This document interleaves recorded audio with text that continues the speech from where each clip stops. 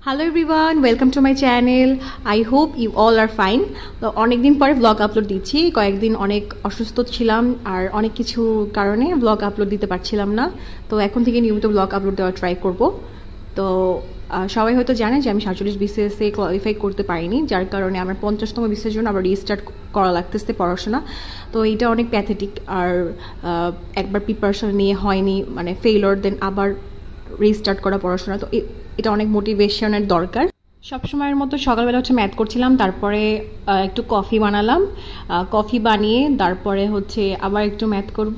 প্রায় 2 থেকে আড়াই ঘন্টা আমার সকালে ম্যাথ করা, এটা আমার ডেইলি রুটিনের মধ্যে, কজ আমি ম্যাথে অনেক উইক।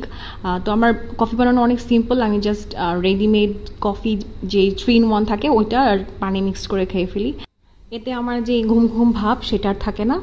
আর ম্যাথ করার সময় একটু মাথাটা গরম হয়ে যায়, এই জন্য কফিটা মাস্ট নেসেসারি।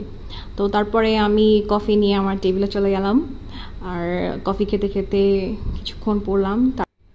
আচ্ছা, যাই হোক, আপনারা যারা আমার ভিডিও দেখছেন তারা আসলে কিসের প্রিপারেশন নিচ্ছেন? আপনারা কি বিসিএস এর জন্যই সবাই প্রিপারেশন নিচ্ছেন, নাকি ব্যাংক, নাকি প্রাইমারি হেড মাস্টার যে সার্কুলার আসছে? বাসা গুছিয়ে রাখাও কিন্তু আমাদের একটা ডেইলি রুটিনের অংশ। বাসা এলোমেলো, টেবিল এলোমেলো থাকলে একদমই মাথা গরম হয়ে যায়, ভাল লাগে না কিছু। আমার কাছে লাগে যে একটা পরিবেশ লাগে পড়ার জন্য, যেরকম আপনি যেখানে পড়ছেন তার পরিবেশটা, তার টেবিলটা গোছানো, বই খাতাগুলো এলোমেলো থাকলে সেগুলো গোছানো। এলোমেলো হয় কারণ একটার পর একটা পড়তে থাকলে বই খাতা এলোমেলো হয়, বাট দিন শেষে সেগুলো গুছিয়ে আবার নতুন করে দিন শুরু করা, আমার মনে হয় এটা অনেক ভালো একটা গুণ। তো এটা আমার ড্রয়িং রুম। আমি সকালবেলা আমি সবগুলো রুম মোটামুটি ক্লিন করি, পরিষ্কার রাখি। তো এটা সোফার উপরে আমি একটা চাদর দিয়ে রাখছি, আসলে ভিতরে সোফার কালারটা যেন নষ্ট না হয়, কজ এটা অনেক লাইট একটা colour, so easily I think ময়লা হয়ে যাবে, যার কারণে আমি এই চাদরটা দিয়েছি। এটা আর কি প্রোটেক্ট করে সোফাটাকে।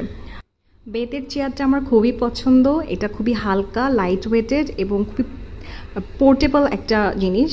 হালকা হওয়াতে আমার হাজব্যান্ড যেহেতু গভর্নমেন্ট জব করে, আমাদের সবসময় ট্রান্সফার হতে হয়, এক জায়গা থেকে আর এক জায়গায় মুভ করতে হয়। আমি চেষ্টা করি যে সবসময় হালকা এবং লাইট ওয়েটের জিনিস কেনার, সো দ্যাট ট্রান্সফার হলে বা এক জায়গা থেকে আরেক জায়গায় মুভ করলেও যেন আমার ফার্নিচার ওরকম ক্ষতি না হয়। সকালে 2 ঘন্টা ওর মতো ম্যাথ করার পর কিন্তু আমি ইংলিশ পড়ছিলাম। ইংলিশ আমি ইডিয়মস আর ফ্রেজ পড়ছিলাম, আর ভোকাবুলারির মধ্যে যা যা থাকে, synonyms, antonyms, idioms and phrases, এগুলো আর কি খুব মনে রাখার বিষয়। তো সকাল সকাল পড়ে রাখাই আমার মতে ভালো, কারণ সকালে আমাদের ব্রেন খুব অ্যাক্টিভ থাকে, কঠিন জিনিসগুলো আমাদের আর নিতে খুব ইজি হয়। তো তারপরে আস্তে আস্তে বাংলা, ইতিহাস, জিকে এগুলো পড়া যায়, বাট সকালবেলাটা আমার মনে হয় কঠিন জিনিস দিয়ে স্টার্ট করা বেটার। তো এখানে আমি দুপুরে রান্নার প্রিপারেশন নিচ্ছিলাম, আমি গরুর মাংস রান্না করছিলাম। আজকে দুপুরের মেনু ছিল গরুর গোস্ত আর খিচুড়ি। তো এই আমার রান্নাঘর থেকে ভিউ, সো ওয়ান্ডারফুল ভিউ।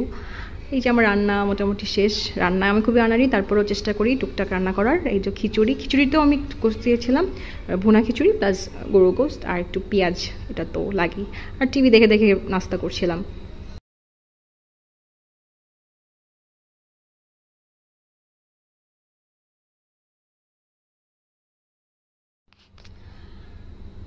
তো বিকালের দিকে আমি গিয়েছিলাম একটু নদীর পাড়ে, মেঘনা নদীর পাড়ে। এখানে একটা সুন্দর ভাইবস ছিল এবং ফুচকা খাওয়ার জন্য বেস্ট প্লেস। তো এখানে আমি ফুচকা খাচ্ছিলাম। সব মেয়েরই ফুচকা অনেক ভালো লাগে, মেয়েদের না ছেলেদেরও অনেক ফুচকা ভালো লাগে, আই নো। আজকে যেহেতু শুক্রবার ছিল, তার কারণে একটু বাইরে বের হওয়া বিকালে ফুচকা খাওয়ার জন্য। অনেক ভালো লাগলো, জায়গাটা অনেক আসলেই সুন্দর। তারপরে বাসায় এসে আবার বাংলা পড়ছিলাম। আজকের ব্লগটা এই পর্যন্তই। আশা করি আপনাদের সবার ভালো লাগবে। ভালো লাগলে like, share and subscribe me.